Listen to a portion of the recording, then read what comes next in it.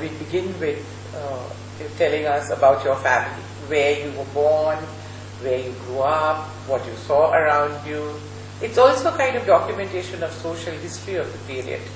We expect that future generations, who look at this material would also maybe be able to understand not just the freedom struggle, but what life was like in Old Delhi, for example. What kind of social networks were there, what kind of family networks were there. So all that obviously contributed to what you are. So we want to understand you, and through you we want to understand the society in which you grew up. Marvelous.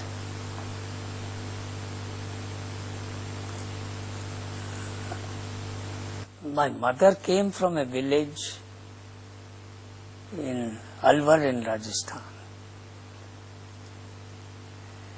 But my father's family were 8 or 10 generations Delhiwalas. But there was that tradition, and some of that continues. The first child, when born, the daughter goes back to her parents. The first delivery is in the parents' house. So what I am told, I don't remember, that I was born in Bahadurpur village. My mother went there. In Alwar district. In Alwar district. Which was a state then, right? Alwar, princely state. Princely state. It was about 20 kos from the railway station of Alwar. The distance was described in kos, how many miles that will be. However, the major influence or actor in my life was my grandfather. He was a prominent, active figure in the Jain Samaj, which was very devoted to religious discourse and daily practices, Samaik in the morning, Samaik in the evening, going to the Sthanak. Within the Jain family, or Jain sect, we were known as the Sthanakvasis. Can you explain that? Sthanakvasis, there are Digambars, we were Svetambars. We don't have any worship. We don't have an image or putting oil or doing anything like that. The Digambar sect of Jains do that. They have temples. The Svetambar sect only has a meditation hall called Sthana. You go there, you sit down for 1 hour, morning, evening, and you meditate. And you have a mala, and whatever are the mantras, Namo, Arihantalam, you are taught. You repeat that 108 times. And then the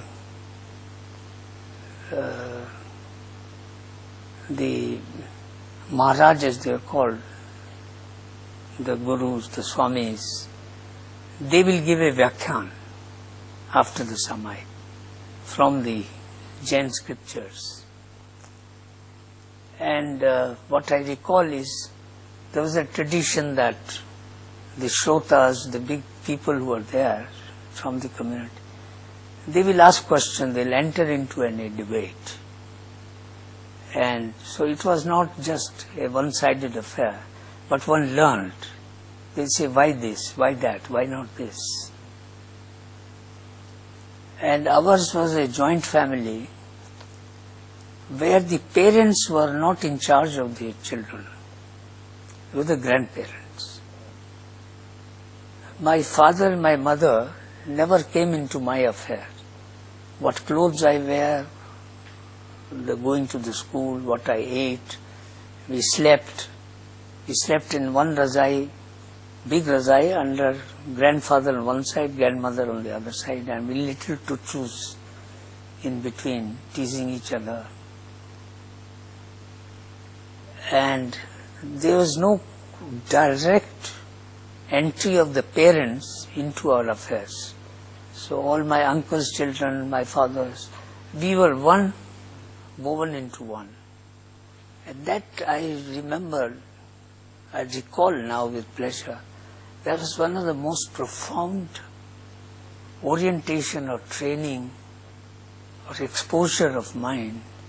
That was not mine this, my mother, my father, my this. That never arose.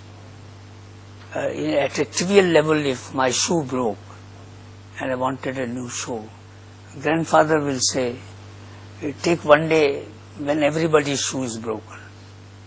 So of course at night we used to break everybody's shoes. But this was the tenor of life at that time.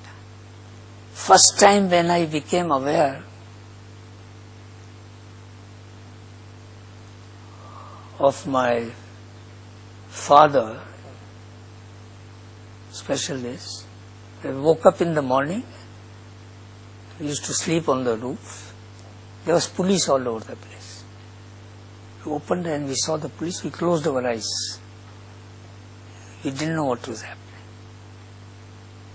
That they had come looking for my father. He had, meanwhile, some idea or something, he had gone. He wasn't there. So they were searching the house.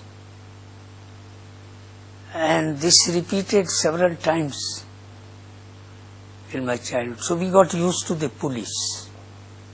There's an entry. And also to the idea that my father had some life which seemed interesting. And one sad thing I remember, that my father was hung up on the tree upside down in the family house, courtyard. There was a big tree. And he was being whipped by my grandfather's elder brother. Because he had started a library called the Mahavir Jain Library in Chandni Chowk, in the Sthanak. And starting a library, it was considered seditious, bad, not done by children of this family. They were jewelers or something. So we were not allowed to watch it, but we only heard that he was whipped with something or the other. That was another faint memory of something he was doing different. Then one day he was going to see Gandhiji. His name? My father's name Phoolchand Jain, and he was also secretary. My mother's name was Chameli Devi. My father was secretary of the Delhi Congress at that time. Gandhiji had come, staying in Harijan colony behind the University of Delhi, Harijan Basti or whatever it is called. And Gandhiji used to give interviews early in the morning. My father had asked for an interview to brief him about what Delhi Congress was doing. It was bitter cold morning, but my father said, come on the bicycle. We were living in Chandni Chowk. So on his bicycle I sat. We reached Gandhiji's hut. We went in. I was shivering with cold. First impression I had was Gandhiji scolding my father. Why did you bring him in this cold? So in a way, I was happy to see that there was somebody who could scold my father. But next moment, Gandhiji asked me to come and sit next to him on his asana. And he had a bowl of dry fruit, kishmish, kaju and all that. And he offered me some. He said, it will warm you up. But of course I kept on helping myself because delicious, and they gave warmth also. Exactly what happened then, I don't know. I came away. Do you recall